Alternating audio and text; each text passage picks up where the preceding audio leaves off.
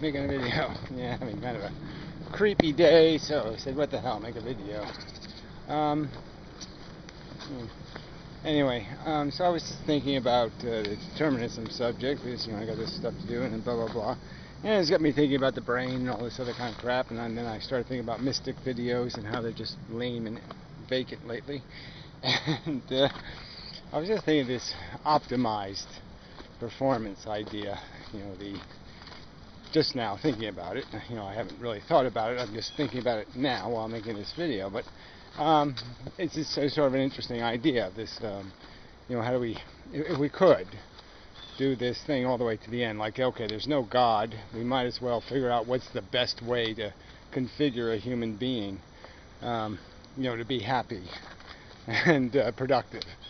And that's sort of where we're at. We sort of know what ruins humans. Having a crack whore for a mommy and that kind of shit, having a deprived and deprivated childhood. Lots of things will ruin you. We know that, certain edification, certain higher activities, mental activities, would probably be conducive to a richer experience of life, and in the sense that it won't be, you're just not a drunken idiot all the time or something. But even that's a good way to describe it, is that you would think optimum performance would be that you wouldn't have to be on hallucinogenics or, just retardetics.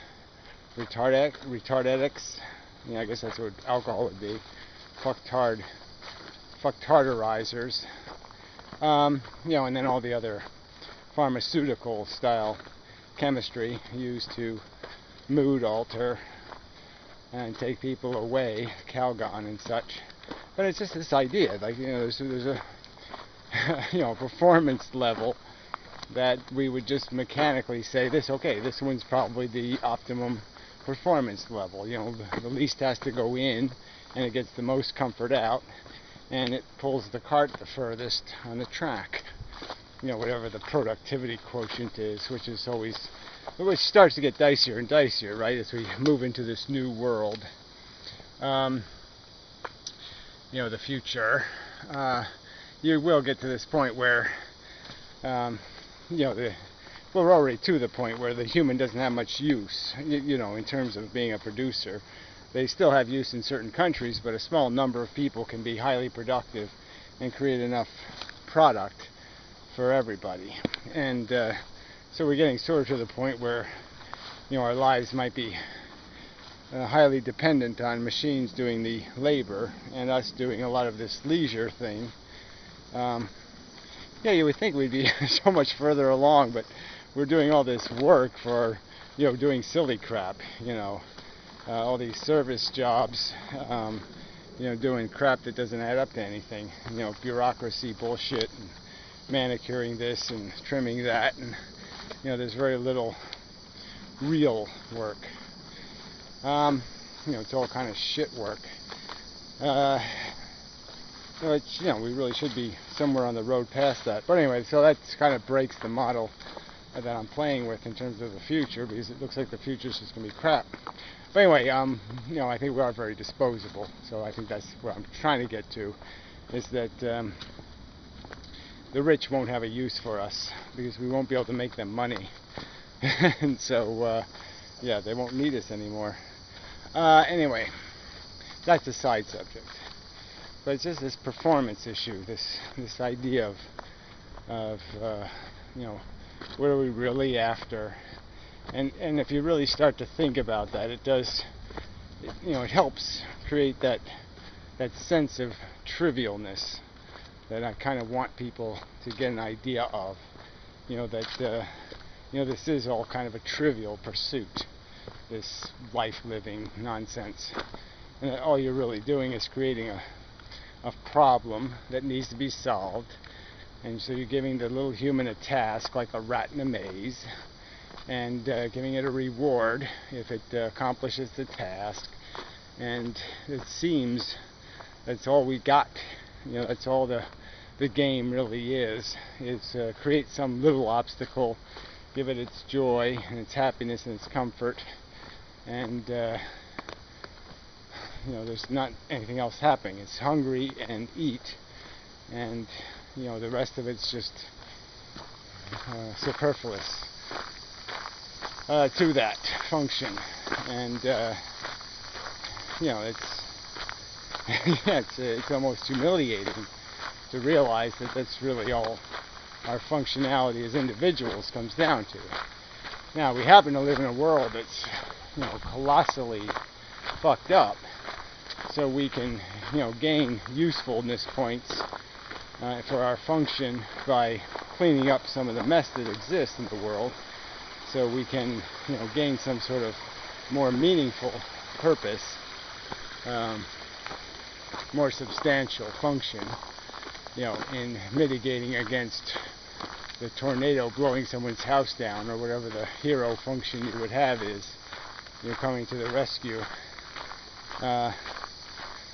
But again, the basic mechanism is just a machine feeding, chasing a thing called comfort, and we do it in these bizarrely diverse and fundamentally not compatible ways, because we do oblige each other to subsidize our entertainments, and it all gets really quite nonsensically expensive when you think of all the crap you're paying for. The sports stadiums, the child care, all the, somebody decides they want, they're going to be entertained by, and somehow all of us have to pay for their entertainment. And the quality of our own lives is diminished, to create their entertainment, to provide for it. So it's just, but it's all generic, whether you're rooting for the Mets or you're rooting for the Yankees. Logically you should know that doesn't make any difference. And then you could just go from baseball to soccer, doesn't make any difference. You could go from professional sports to the Olympics and figure out that doesn't make any difference. And you're not going to find a place where it starts to make a difference until you get into something where, scientists trying to cure cancer, well, that sort of can make a difference. And that's maybe where you should be entertained by that conquest or that pursuit or that challenge, rather than these silly, contrived contests of absolute nonsense. So we got 7 zillion movies and all kinds of genres, because we all have these different sensibilities, and some people like drama, and some people like comedy, some people like comedic drama, which doesn't make much sense. It's all just very messy, sloppy, not to have standards. It's like with anything, you want to have functionality. You want the parts to be replaceable, plug and play kind of a game. You don't want all this proprietary.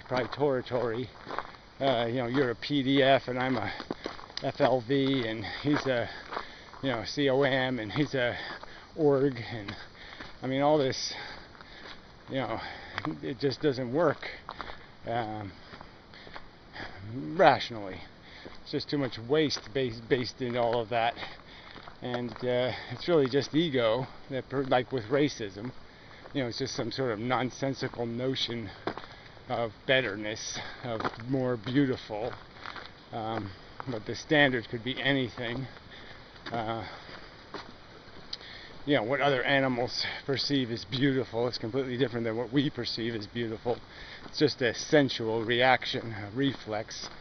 The reflex can be programmed to think almost anything, and we're just subjectively attached to our own personality and our own sensibilities, and because it is repulsive to us, we tend to think it's repulsive throughout the universe. or that it should be. And obviously it's not, like rap music. I don't get it. Yeah, it should be banned throughout the universe. Racket, noise, crap. Anyway, but clearly we're just programmed, subjective beings. None of these things that we think are better things are actually better things, or better ways to get off. It's all just a wank. It's all just,